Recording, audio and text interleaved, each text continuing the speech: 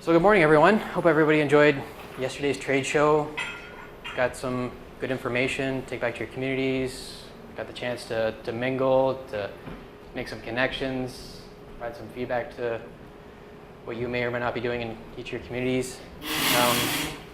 What today's kind of focus was, or I'm hoping is that we get to share some of our experiences in conjunction with what I provided on Tuesday. So what I provided on Tuesday was sort of a gray scenario relating to how you deal with, or options, not necessarily gray, but options in gray areas were how you deal with landfill on reserve. And what I'd like to do today is, again, some examples, get some feedback, see if you have any examples of how you've dealt with landfill scenarios or situations off reserve. So to start out with, I'm going to open it up with how things have happened in two of my communities recently, and actually a third. I have two communities that are right on the Manitoba border, and they're on Shoal Lake, which is an intake for the Winnipeg water system. So there's an agreement a long time ago as to how that works. But what happened was there was a landfill with one community that is off reserve with a land use permit with the Ministry of Natural Resources. And what happened back in 2012 was M&R said, we are closing this landfill site and we are closing this permit. So at that point, a chain of events happened. So we contacted M&R and they said, well, we're closing it and we can't assist with giving you another land use permit. We're not opening up any landfills in the area anywhere near the watershed of Lake of the Woods, Shoal Lake, due to the fact we're under pressure from Manitoba side to keep all protection of Shoal Lake as a priority, as opposed to solid waste being obviously lower priority. Another unique scenario with this is that there's two communities that were serving this landfill, but the permit was in one community's name. So what was happening was Shoal Lake 40 had the land use permit and was allowing Shoal Lake 39 to provide landfill to this. So the original permit wasn't description or assessment wasn't for two communities. It was for one community. So when M&R closed this, it was a broader picture than what they were anticipating, even though you can sit in the desk in Kenora at M&R and see exactly this is how this is happening. But on paper to someone in Toronto or Ottawa, it's a very clear-cut decision to them, right? You have this landfill that's very close to Shoal Lake, affecting Winnipeg's water intake, affects millions of people, as well as Lake of the Woods that has outflows to again, the Winnipeg River system, and then to Lake Winnipeg, which affects, again, another series of communities and environment that can, again, millions upon millions of acres, First Nations communities. I mean, the outtake and the downflow from the Winnipeg River system affects another two communities of mine, White Dog and Dawes First Nation. So again, there's that whole interconnectivity that M&R, again, someone in Ottawa saw as a huge detriment, and just simply saying, we're going to close this facility, we're going to close this site, and shut it down. So that's what's happened in two of mine. Another one was Grassy Narrows First Nation, where they had a landfill within the community, and Grassy Narrows has very, very, very little land base, or land base that isn't within, say, 10 feet of bedrock. So the Canadian Shield's right there, and the surrounding environment is the part of the English River system, again, outflows from Lac Seul into, again, the Winnipeg River, which then flows down into Lake of the Woods. So again, their land base area, there wasn't a suitable site for this type of size of community. There's 188 homes in this community, serving close to 2,400 people, give or take, last time I checked. And they said that, again, the landfill can't be provided on the First Nations land, so we're going to try and do something off. So the next series of steps is the whole environmental process. And again, site selection and community consultation and that type of thing that, again, I went through on Tuesday. And then once that's done, again, you're dealing with lands that the First Nation considers their traditional land.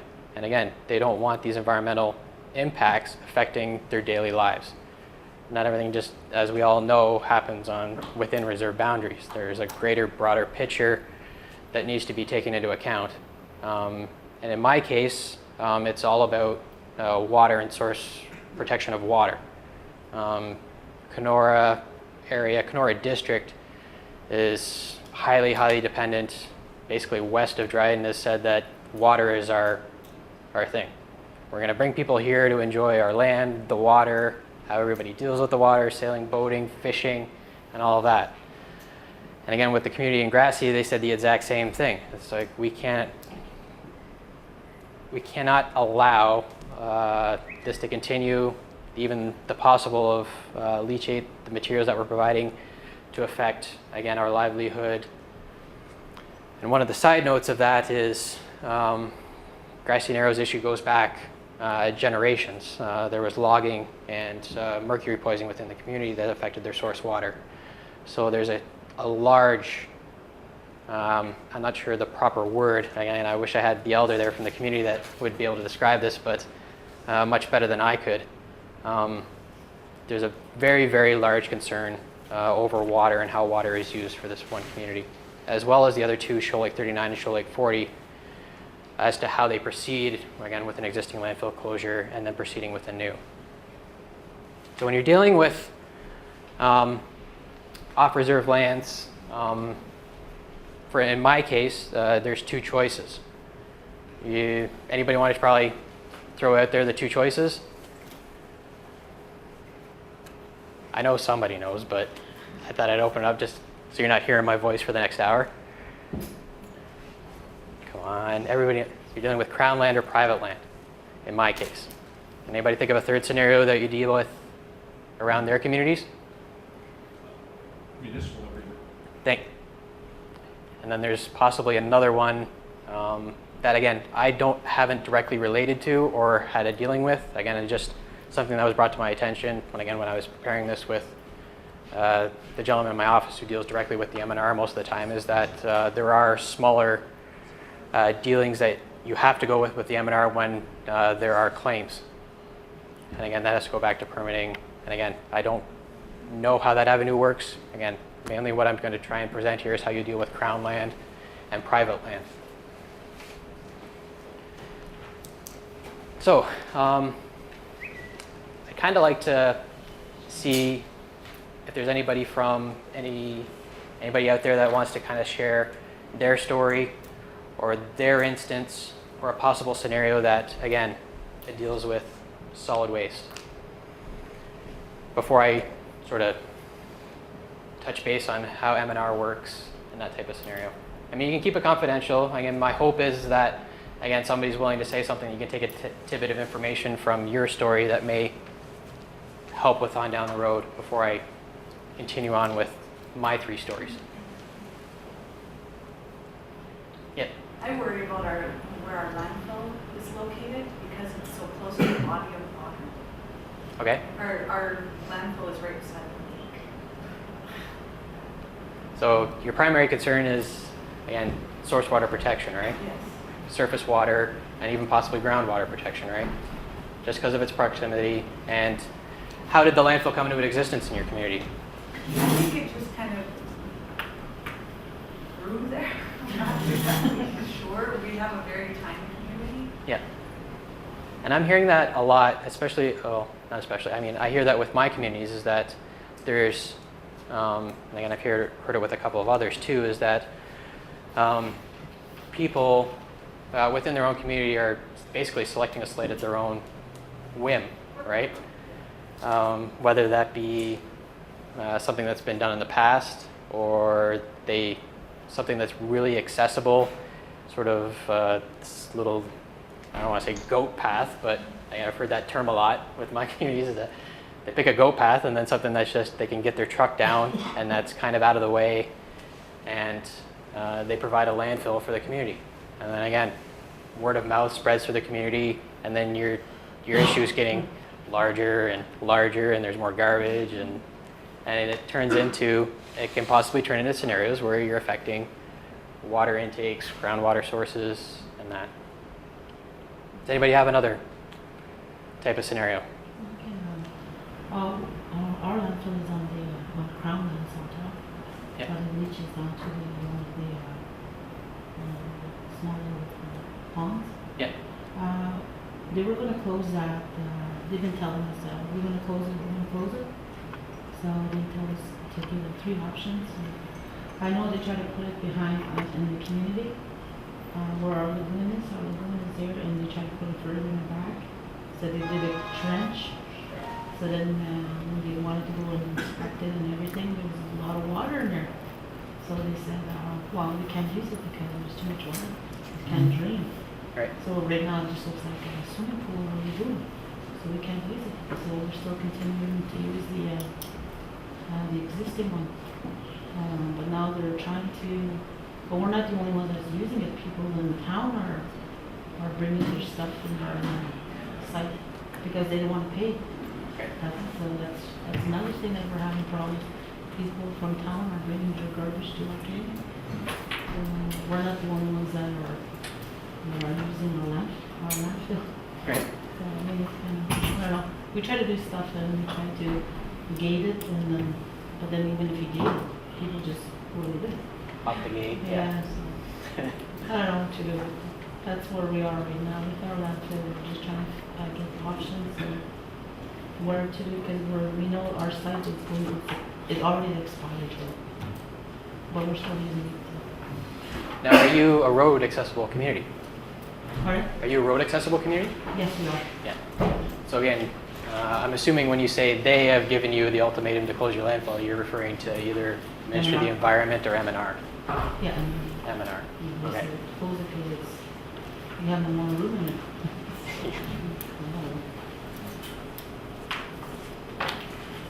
Yes, sir. Yeah, I just wanted to share it with you. Our community, we have an open lagoon, where our waste goes and whatever else. Well, anyways, I see ducks, geese, everything else that flies. I guess they're able to access the lagoon that goes there. And also it drains right down to our river system, and it's almost like it looks like we're pumping up the same water that we're have access to drinking and washing and everything else. That it's almost looks like it circulates within within our area. And so for me, I disagree with the system, like having an open lagoon, especially when you're out in way up north there, that you're unable to, it just kind of kills, your traditional practice too, like hunting ducks and geese and, Yep. pretty much they go fly anywhere, and that's kind of a healthy hazard too, like, because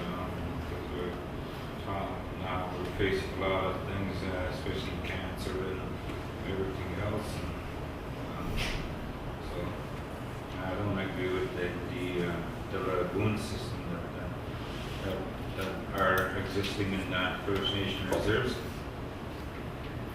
Yeah, what I'm finding, again, water, wastewater, landfills, with the copious number of options and scenarios that can happen, they all have pros and cons, right? In the case of lagoon systems and wastewater systems, it's usually a communal system versus individual septic or smaller individual septic systems, right?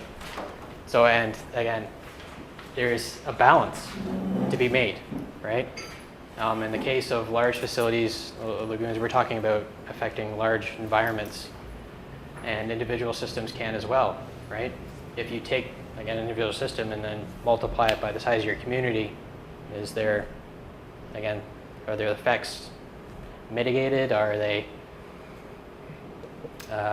being taken into account? Again, those type of scenarios. Does anybody from farther up north, flying communities, how they deal with their solid waste? Anybody want to share before I provide an example? Anybody? We don't have a lagoon. We have 13 homes in our community, and our septic tanks are full, and we have no place to empty them out into. So they overflow in our backyards. So we're coming into problems with sinkholes behind the house. You can smell like awful smells. Sometimes at certain times of the year you can't keep your windows open during the summer because it's just awful. Yeah, they're And rough. we have no options to empty them. Yes, because again, with someone such as myself, with road accessible communities, it's a simple phone call, right? You have an individual contractor come out and pump out into a tank or service a tank. But again, when you're trying to remember the name of your community, Well, thank you. When you're that far north, again, it's not a simple phone call. Yes. I think that's one of the, you look further up north and that's the problem that we have. When you start designing homes, especially sewage runoff, it's fine and dandy to put all the sewage pipes in, but you still have to pump it out. But you need honey wagons in. Yeah. So that's the way you only pump out the system. But you gotta look at it, the mechanical failure of that truck. How do you move on your garbage to the site? Yeah. See, every design, I don't know if they would include the sewage trucks and all that too. Come with the package. Right. Or the mobile so that you can use it in winter. Because in the winter time, that's where we struggle with it. Because we don't have garages to keep heated and all that. We run into these kind of problems. Also the same thing with the fuel system. If you don't have the garage, what are you going to do? People need to pump out there. And the other thing, the problem that we have is it's costing us to move it and start billing the people to make them educated and well, we got to do this. Yeah. And also, we don't have a lagoon either. We just put it out in a natural environment. That's what we do. But I don't know. It just doesn't stop at the flush of the toilet, right? Yeah. There's more to the whole story, the bigger picture than. Yeah. If you go to these isolated communities, you will see what the problems that we have. So I'm going to continue on with my story with Shoal Lake 39 and 40. After they closed the landfill, we went to federal departments to see if they were willing to commit something, whether they'd sit down at the table. And what we found was that ANSI was willing to provide some insight, some assistance with some infrastructure. So we came up with a possible solution, working with, in the case of 39 and 40, of working with the province of Manitoba. So with 40 being on a peninsula, and it's a 5-minute ferry ride from 39 to 40, but again, that little bit of its isolation, non-accessible road, or not accessible by a road, we came up with a unique solution that there's a road/railway to the water intake for Shoal Lake. So what we could do was provide a road/infrastructure from the community to this intake.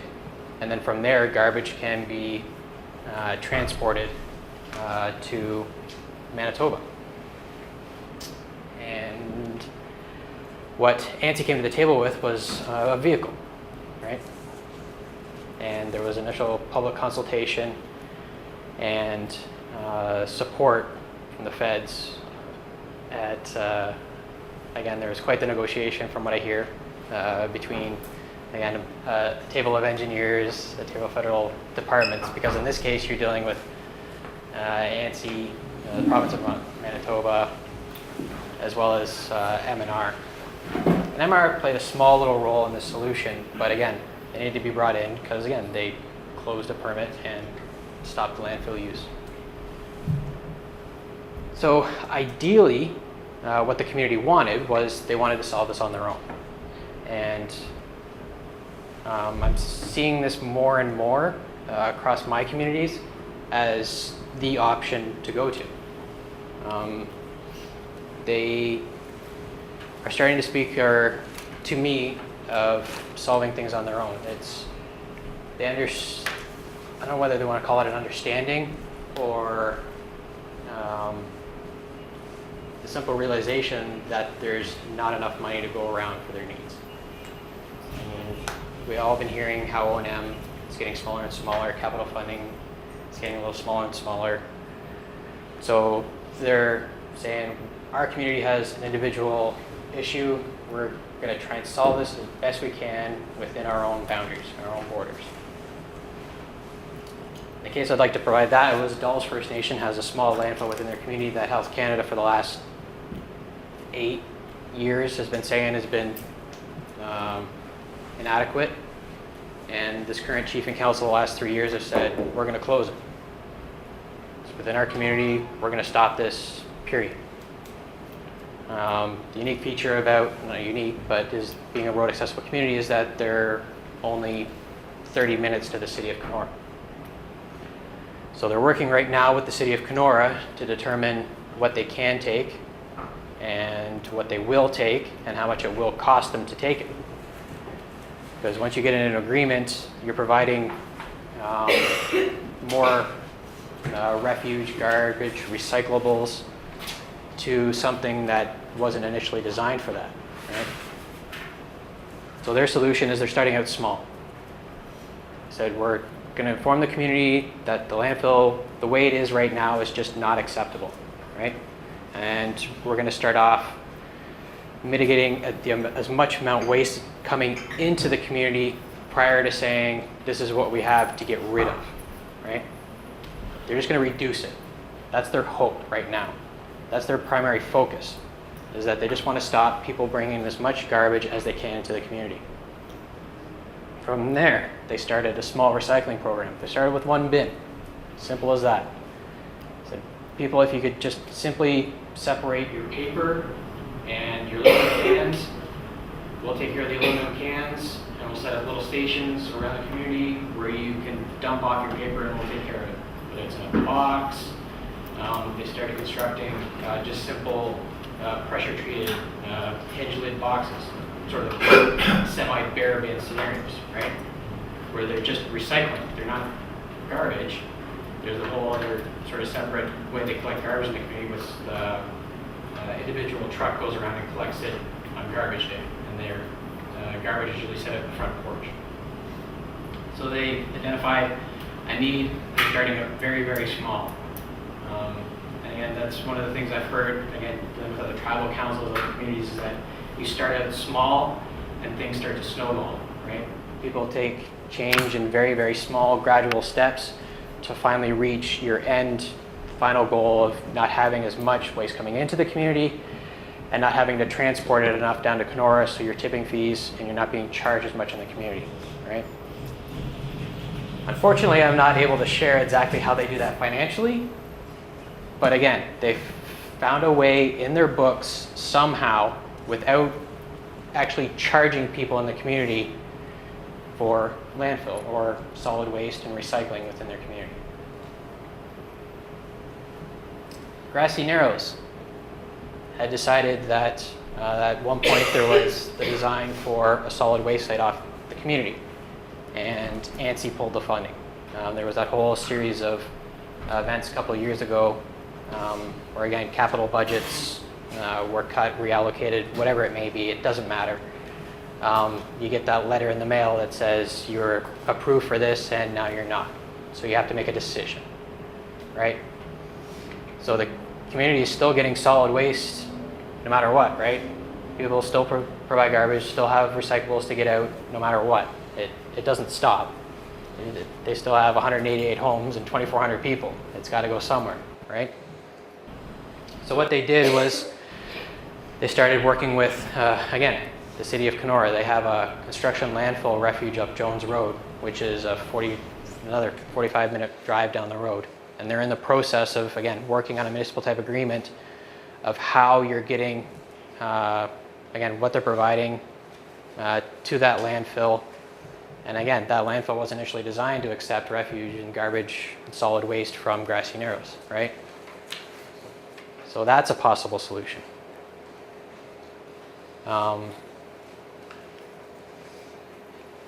39, again, being across the river from 40, has decided to pursue two options, either landfill in the community right now, or again, working with the local municipality, or whether it's the province of Manitoba, city of Winnipeg, or a local municipality in the surrounding area to transport their garbage. So they're at the option stage. They've identified that they either want a landfill within their community or they're willing to transport it out. But again, they're not willing to work with federal organizations for a new landfill off. So that's another option as well, right? So those are kind of my 3 stories. Again, they're all in the works. And again, the key point here is they all started small, right? They're coming up with all the options, providing as much community consultation as possible, because at the end of the day, it's how each individual gets rid of their refuse, right? And if they're not willing to get into this system or any one of these options, it's not going to work at the end of the day.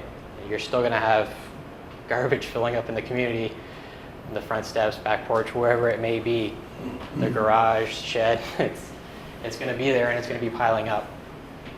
And it comes back to individual usage, and again, how you interact with chief and council for some of these options.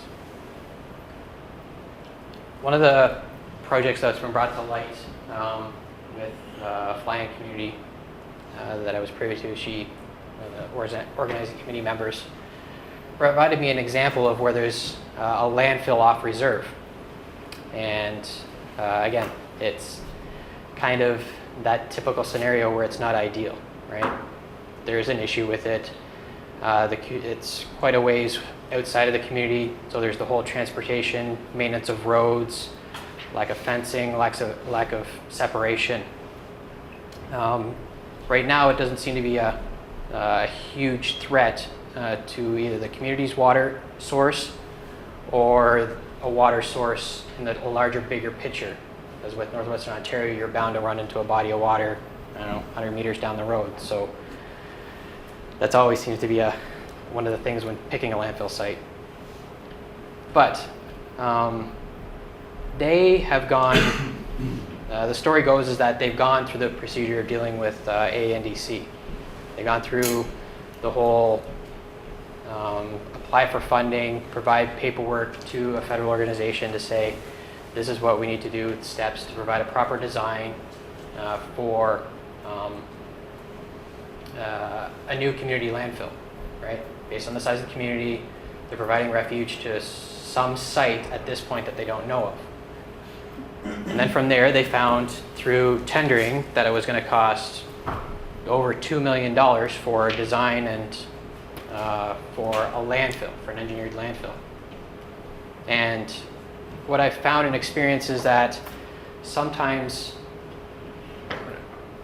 and again, is that number is highly inflated.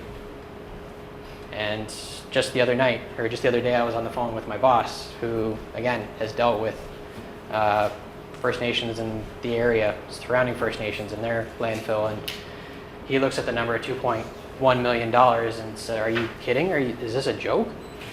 And I said, "No, this is what they bid, and this is what's on the table."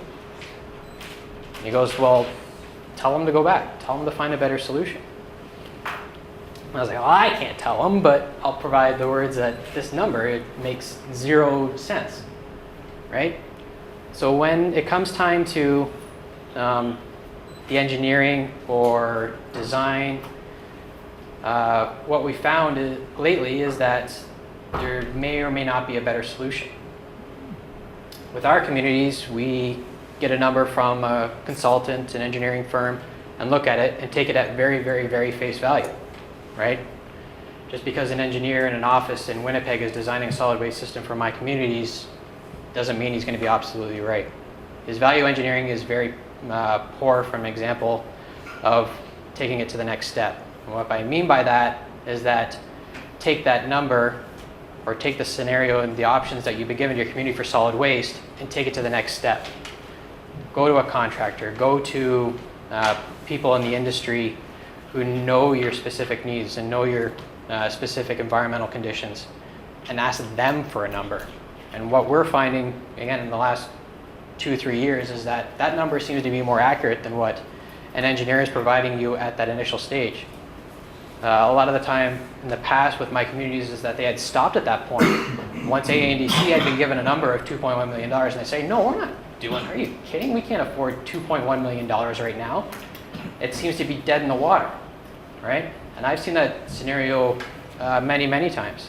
And what I advise my communities and what I'm advising you all from now is don't. Like, because ANDC says they can't afford it doesn't mean it still can't happen, right? Take it to people who know your individual communities, who've worked there before, who know your individual, again, needs. Your tribal council will be able to provide you even more detailed information so that, again, you can narrow that down to maybe something that you may be able to start, that ANDC may be able to consider, right? To look at it and go, okay, well, the design portion engineering doesn't make any sense or is way what we can't afford at this moment in time. But we may be able to consider an agreement. Like we may be able to do this 50-50 or 25-75 or, again, at that point, I don't want it to stop, right? Just because they have said no doesn't mean that there isn't something we can continue on with. There's something more that needs to be considered, needs to be done. And again, you need more options.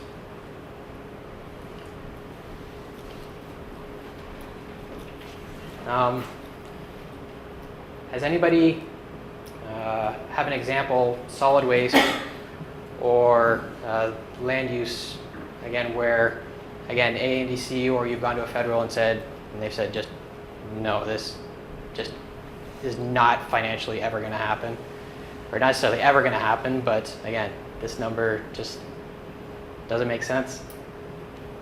And has anybody ever gone past that step? An example of where we started a project, our engineers gave us a number, we put it out to tender and it came back huge to build a landfill, and it's pretty, I mean, the landfill designs in the north don't have to be necessarily these huge complicated things as long as you can find the sites. But one of the challenges that we have in remotes is we don't have those sites, whether it's the groundwater table is too shallow or the lakes are too close. And it's definitely a stopping block when you come back and you've asked for funding and there's no funding and you can't, and then you go, well, where do we go from here? Because we still have landfill issues, we still have waste that's been generated, but we don't know what we can do with it. Yeah. So again, it seems so expensive. I mean, we're just dealing with garbage. How much is it going to cost us to find a suitable spot for the garbage to deal with? one of the things that I was thinking about Tuesday, someone said there was possible funding for pollution prevention, right?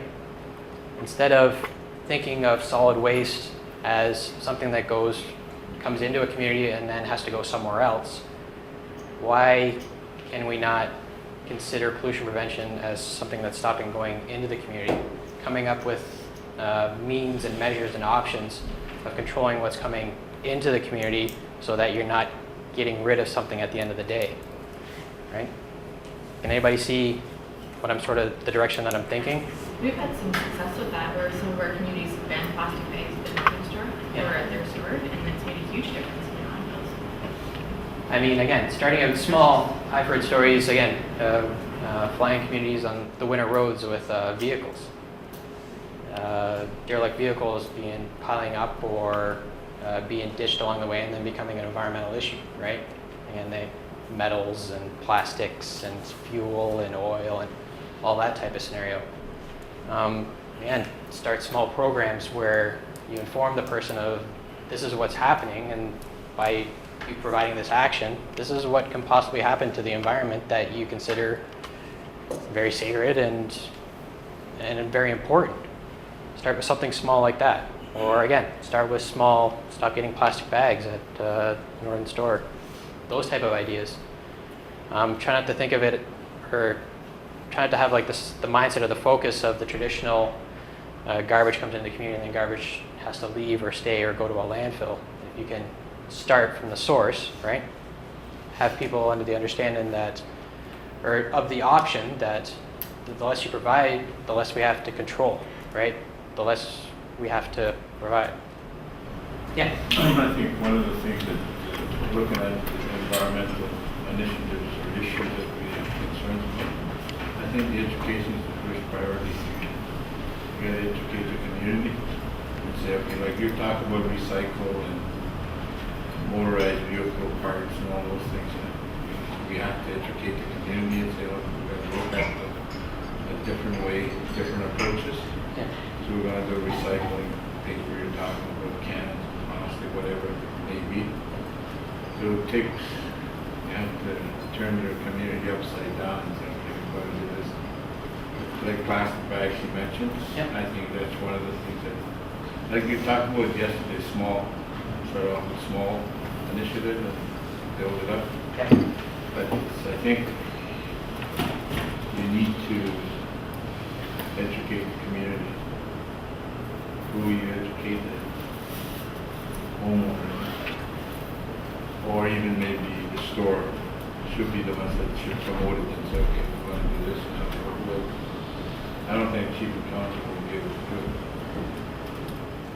And I think, again, parallel to that, along with education, is once you've identified that you want to start educating people in the community, is I'm hoping that each individual community will find those one or two people that are really keen on this issue. The people that are going to devote some time, a tremendous amount of effort. With Dulles First Nation, I have a great girl, Amanda Gray, and she took this upon herself. She came to me and said, hey, this is an issue within the community. She came to me 3 years ago, how can I help? And so I gave her, at the time, I gave her this insane amount of information, which I have learned is, again, she's thought of it as a road barrier, right? And I've learned that, again, you have to start small. So in hindsight, again, if you're providing information to people, or you have that person with that keen interest in this issue, is that, again, have them start out small. Don't throw everything out there that's available to them, and then they'll just get overwhelmed and think of this as something that may take up like the rest of their life, right? They break it down into smaller steps for them, provide them with a small little, some small to start with. And again, for her, she started out with just simple asking all of her family members in the community what they thought of the landfill and the solid waste issue within the community. And then from there it snowballed, right? In this community, everybody knows everybody, and it kept going around. Well, they all started talking, and then everybody, again, at the water cooler, at the free coffee at the band office, it was kind of a local discussion over the summer. And then from there it filtered into public consultation. So again, education, I agree, is completely the way to go. But one of the things I've learned is you got to start small as well, right?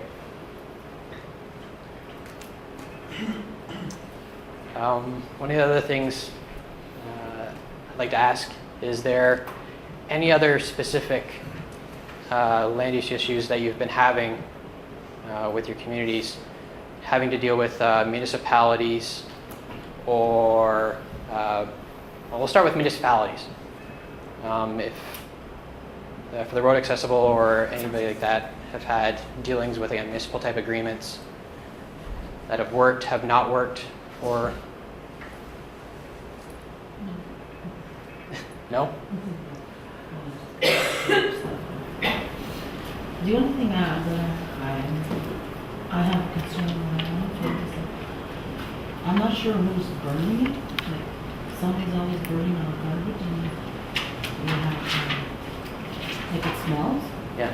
So every time it's being burned, I don't know who's doing it. So it creates like a bunch of smoke. Yeah. I think it creates some kind of hazard or something. Yeah. The burning of some of the materials is, yeah, the off-gassing and the carbons that they give off are pretty toxic. Right?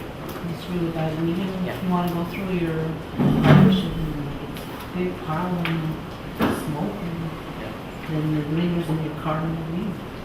Yeah, one of the things I asked open generally to everybody in attendance on Tuesday was whether you would consider burning in the community. And about half of the room would say they would consider it if it was done properly. You're burning proper materials that aren't going to basically pollute the air, right? To reduce the amount of volume that's going into a solid waste site. And I'm open for that option too. I mean, in some instances, if it's done right, properly, it makes complete sense. One of the things I've learned with municipal type agreements with my communities is that it's a negotiation. You're providing more solid waste to an existing infrastructure, and they're going to charge you for it, right? There are O&M programs for municipal type agreements. However, again, if you're getting numbers for tipping fees to provide solid waste for either transportation or that, again, it's a negotiation. It's not a flat line, black and white, here it is, accept it. You can say, well, you can provide a bigger picture to, if you want, to this type of negotiation, right? Our community has X number of people, we're producing this amount. Well, if we reduce this amount of solid waste to you, can we get a reduced rate?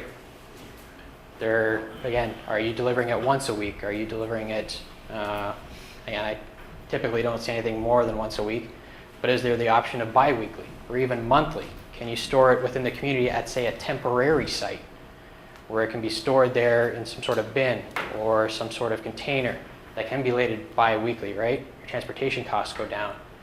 What I found with Dolls is that they wanted to do it like bi-daily. They wanted to do it every other day. And so I said, well, think of the other scenario. Think of, go to the other end of the spectrum, go to monthly or even bi-monthly. Find out how much garbage you think you're going to accumulate in a month and then work backwards. Rather than starting out saying we're going to be there, going there like every other day to provide refuge, start at the other end of the direction. How much garbage are we going to have in 2 months or even monthly to say, well, we might need a bin this big, right? Well, then you're looking at a certain size vehicle and then work backwards. Try that approach rather than getting a large vehicle that you're only filling up like an eighth or a quarter, or you're barely even touching it, right? Work the other way, work the other avenue, work backwards.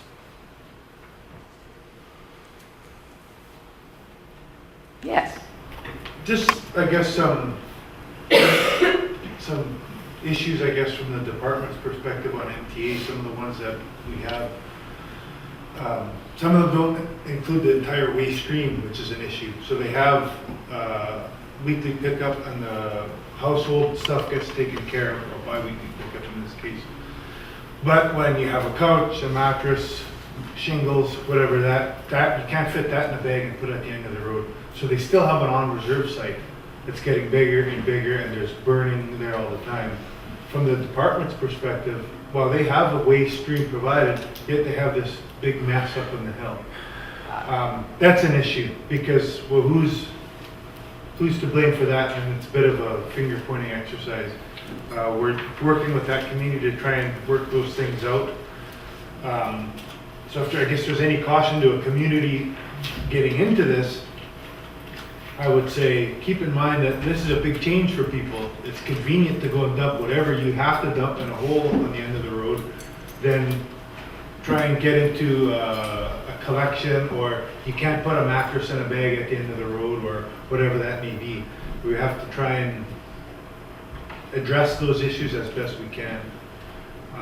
The other MTA thing is, and you've alluded to it, and you're very familiar with some of the recent, they get through a planning, a siding, design, the costs go through the roof, Yeah. construction, the costs go through another roof. And that's where things tend to stall, where we've had a couple instances where there's been approvals for construction or design, and then that approval's been rescinded a few months later as priorities and budgets change. It's hard for the community, I guess I don't blame the community for continuing to work with us for another solution, because we have a solution, and it was approved, and then it was rescinded. Again, I would be cautious to, challenge the community to continue to work with us, but I guess that's what I have to do, because in these cases where they're seeking out an MTA, we could, there's a priority with the department right now to move waste off reserve. And they're saying that that's going to be backed up with funding, and it hasn't happened yet because it's all very new, but I'm really interested to see how much my bosses are going to put their money where their mouth is. If you want to move waste off of dolls, then you're going to have to pay for an MTA. Yep. And at an appropriate level, not a portion of tipping fees only, because then you're going to have what happened in our other community with a big burning stinky hole on top of the hill. Yep. with a waste system that doesn't meet their needs. That has yet to happen. I'm really interested into working with the communities that do. I'm not saying it's going to be a favorable answer. I'm saying the department's saying this is what they want to do. I really want to work with a community that's going to challenge that. Okay, Dawes wants to do an MTA. It's going to cost this much to provide the entire waste stream. I'm really interested in seeing how the department's going to react to that, because they're saying that's what they want to do. Has there been any remote communities that have looked at MTAs, like as far as pulling it out on the winter road, or is that just not feasible? I can't see that being feasible, but We've had some things with recycling like that coming out on the winter road, but nothing in terms of a formal MTA. Again, it's hard for us as department officials to want to sit down and work with somebody that just got rescinded their approval. But anything that's out of the box like that, again, they're saying they want to try and move waste off reserve, then let's challenge them to back that up with the assistance that the communities need. So again, the perspective that I get from there is that I get to sit on both sides of the coin. I sort of sit on the edge of the coin, is what I like to say. I get to see the heads and the tails, right? Sit in the community, sit in the middle, and then I see the department A and DC's point of view, right? And for me, again, I like that perspective. The options that I hear with municipal types, the first thing that always comes to mind is what the gentleman said there, is education. The people in the community understand, or brought to light, they can make a decision on how much refuge is being produced, right? The community has to pay X number of dollars to get refuge out of it, and they've identified that as something that they want to do. They may be able to make a better decision as to what they're bringing into the community. Does everybody sort of see that parallel? Again, if they hadn't have doing that, then they're going to make a decision on their own, right? They're going to make the decision of it's either going to stay in the community, or we're just not going to go through this process. We're just going to continue dumping stuff at the existing site, right? So I think, again, back to education, sitting on the edge of the coin, is that if you provide a bigger picture as a part of this, as a part of the option, I mean, they still have a choice, right? You can't, you can enforce solid waste in their own communities, and again, I'd love to see it in certain instances, right? Gates, fences, like that, from the community, from a chief and council, from that level of authority. I really don't want to see Health Canada or a federal agency coming in and saying that your health site, or even from a tribal council, from an engineer saying, yeah, you can't do this. I mean, I believe it has to come from chief and council and the people in the community. It's their choice how they want to deal with their solid waste. I think that's, sorry, Chris, I think that's sort of related to those costs associated with design. Like typically, the priority isn't maybe quite where we want it to be, because like we talked about the other day, waste is a new thing to our community. Waste management is changing for everybody, and for First Nations, it's a little unique in the sense that we own the land. In my community, well, come on, guy, you can't dump there at the end of the road. Who are you to say this is internally? Never mind Health Canada or INAC or anybody. Yeah. The approach is a little different. It's a little unique, and it's an uphill battle. Coupled with these costs are astronomical. We did some comparative analysis with what it takes to close and design and open a site off reserve, and it's not even on the same graph. And I don't know what that is. If it's we try and, be open to, well, remoteness is a factor, or some of our communities are semi-remote, they're road accessible, but they're really off on their own. Ice roads. But I mean, yeah, but still, we have a hard time with these costs. We do. Our bosses have an even bigger time with these costs because with all the priorities, with all the lids boiling on the stove, it's hard to commit those type of dollars for this type of thing. So it's really an issue on top of an issue. So at the end of the day, for a flying community, your options are, you have a reserve, or you have a landfill on, right? Yeah. You have a landfill off, or you're getting rid of it transportation-wise, right? We have some big challenges with siting new landfills, like, Yeah. there's lots of existing ones, but just, having to be so far from the airport is an example, and people, you get it so far away, people don't want to drive to dump their garbage, 10 kilometers out of the community, they don't want to go down, There's a technical challenge with, especially with remotes that we've run across, is there are no federal criteria essentially, and to meet provincial criteria in a remote, in most cases where the physical conditions of the land aren't suitable for a landfill. Yeah. And I think that's the challenge you're talking about is a landfill that's been designed or built in, I don't know, let's say Suluca. The design study would find a suitable location. It would be built there. It could more easily be operated and closed there. Whereas if you start in a community, I know like Laura's situation, there is nowhere reasonably close, reasonably accessible that is technically viable to build a landfill. So in order to build a landfill and meet the MOE criteria for a landfill, it becomes an astronomical project. And then it becomes impractical and unreasonable when you're not doing the simple things like recycling and waste diversion and so on, but yet you're going to build a $2 million landfill to operate it the same way you're not operating today. Yeah. So it just seems crazy, from my perspective too. But as an engineer, you can't design a landfill and stamp it and say it meets MOE guidelines in a condition where it should be when it doesn't, when it can't, right? there's So got to be a better answer though, it just seems like Yeah.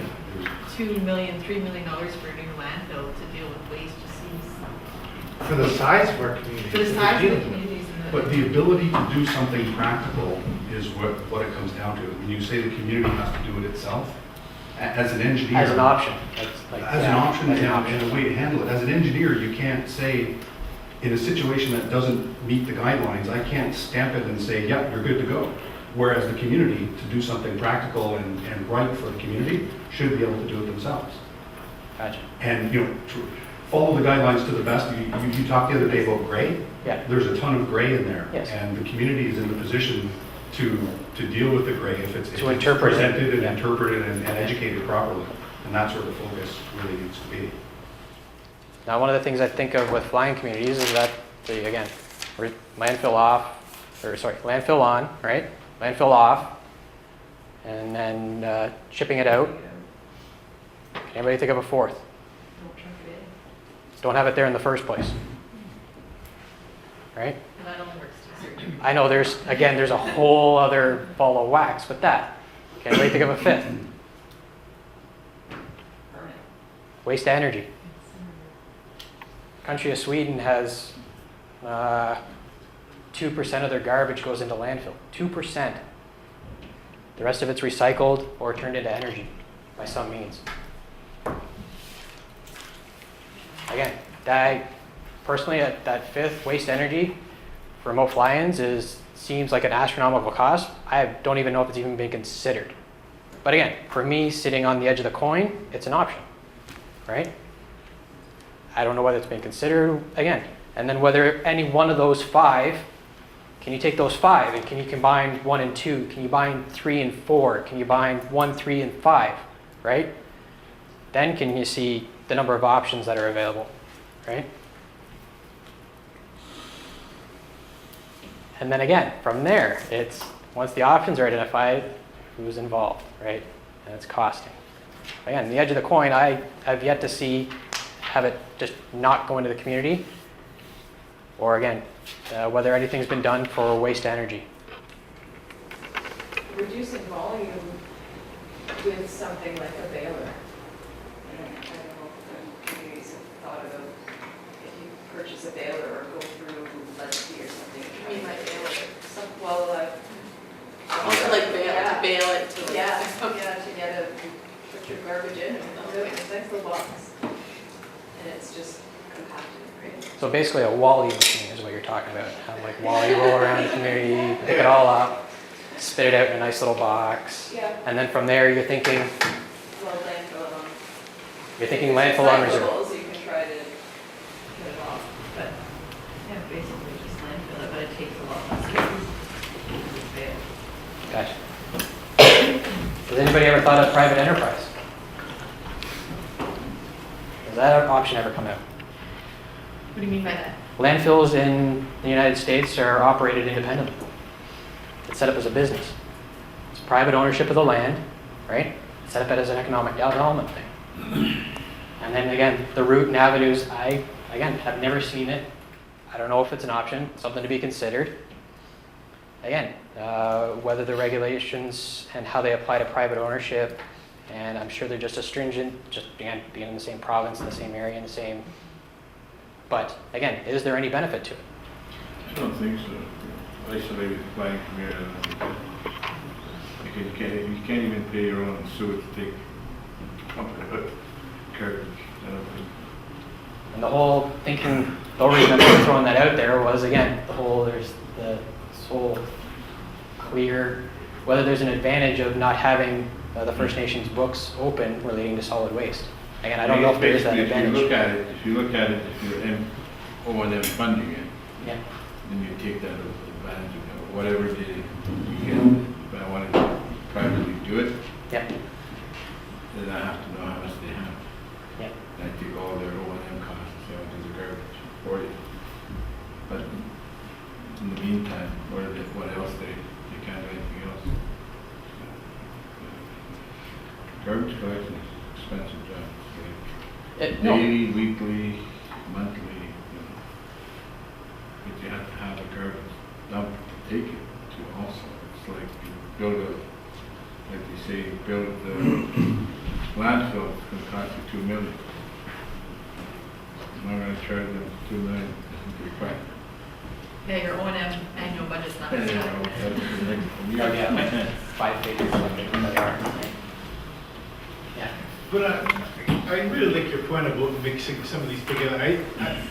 Waste energy, I just don't think we have the volumes and the size, particularly in our remote communities. As a business one, we have a community right now that's looking at an NTA with their newer municipality, and at one point they said, well, why don't we do it the opposite? Why don't we have a set on reserve?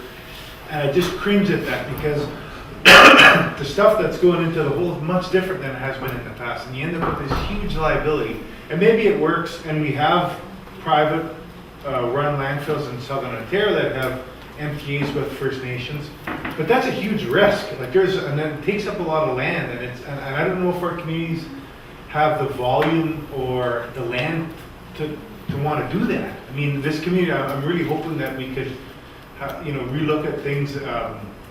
Maybe do some dev with, well, they collect their neighbors, the neighboring First Nation or neighboring municipalities, Yep. and bring it to the off-reserve site and do that maybe as a for-profit or for a break-even thing.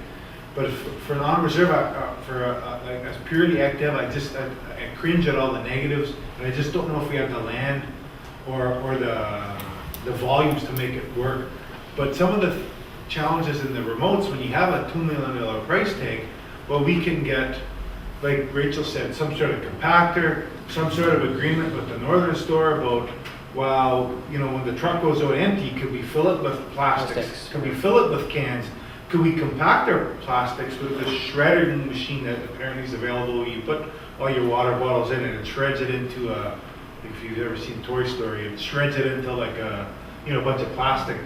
And that you can put that on a truck and haul it out on the winter road. I think we can maybe look at things like that in the north, but a lot of the communities, including my own of Garden River, it really took a lot for the community to buy in. We just didn't see it as an issue.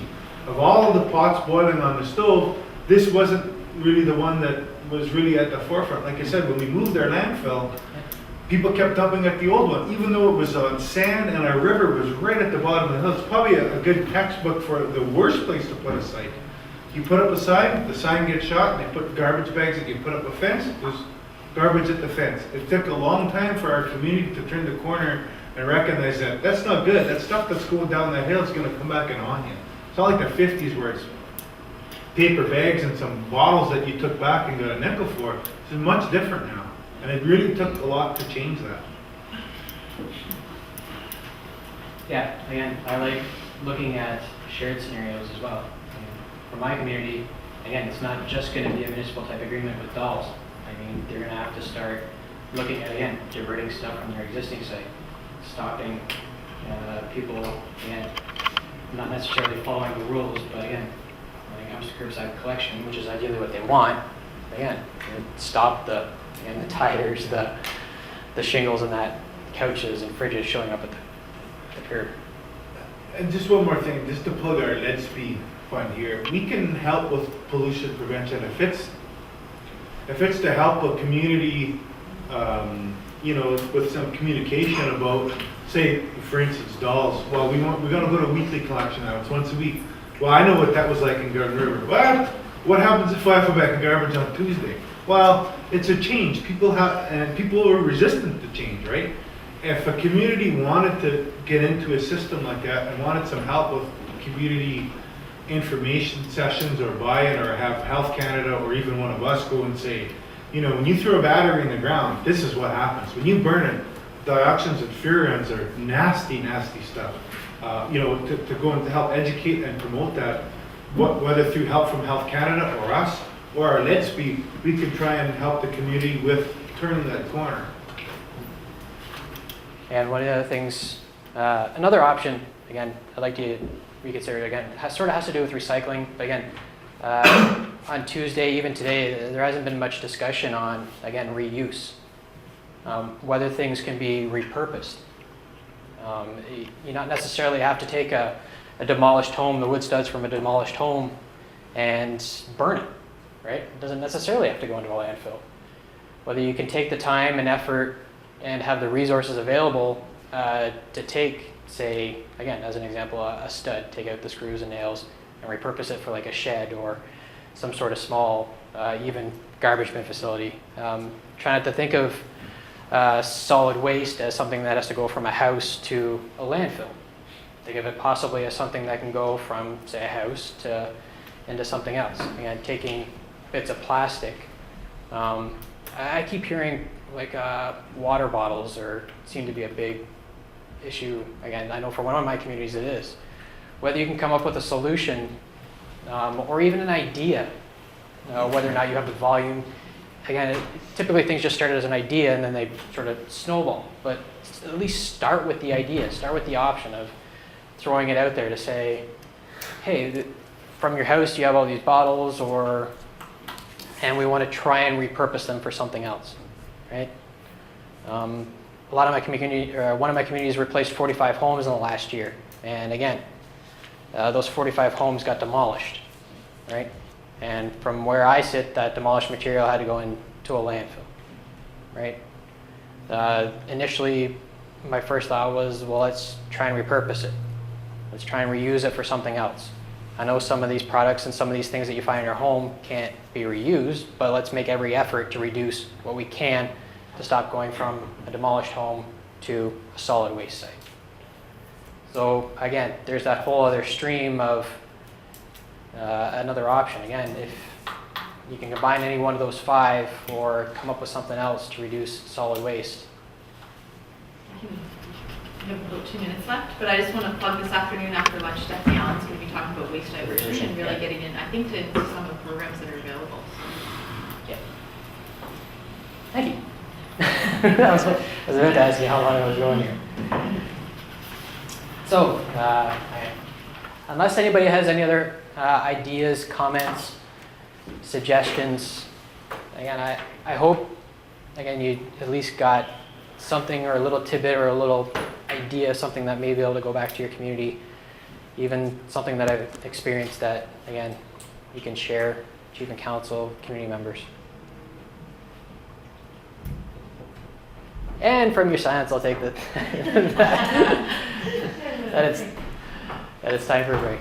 So, Sorry, I have one quick question. Have you dealt with M&R and MOE on off-site reserve, off-site landfills at all recently? yeah, they all got closed.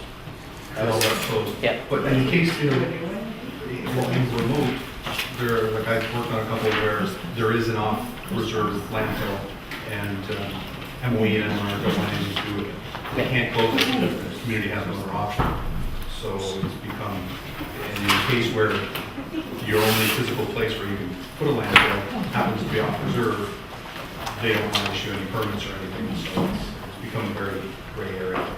And a little bit of the research that I did just recently was the fact that, yeah, M&R's last solid waste permit that was approved was back in 1999, and they haven't issued one since. So when I hear that, again, ANDC is sort of the shunning or not looking towards on-reserve solid waste, and then you have M&R saying we're not issuing permits for solid waste. Well, there's 2 options of the 5, right? Like, I think the M&R's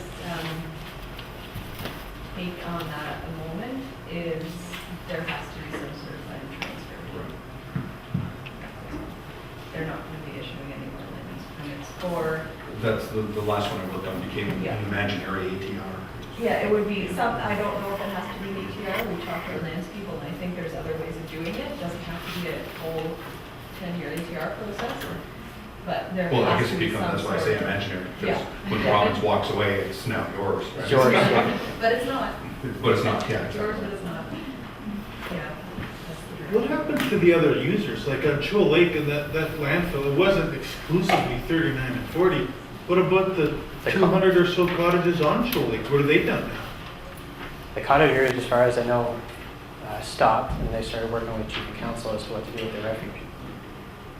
On the other hand, I've also seen a lot of trailers at the boat landings, so they're taking it home with them. I know they are. I haven't seen it physically, but I mean, just for the fact that, again, you see like a trailer showing up that's empty, either means they're showing up with a lot of stuff for their cottages, and then they're planning on taking stuff with them, type deal, right?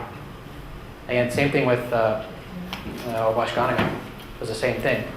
This community is on Lake of the Woods, and there's 40 cottage lots, technically on reserve, that they have land agreements with. And again, they were not allowed to dump there, but they were. And again, it was a fenced off area and that type of deal. So again, First Nation worked directly with the cottagers to say, well, here's a solution, here's what we want to try and provide, but we're going to work in with the city. And again, I don't know, but yeah. So, thank you. All right.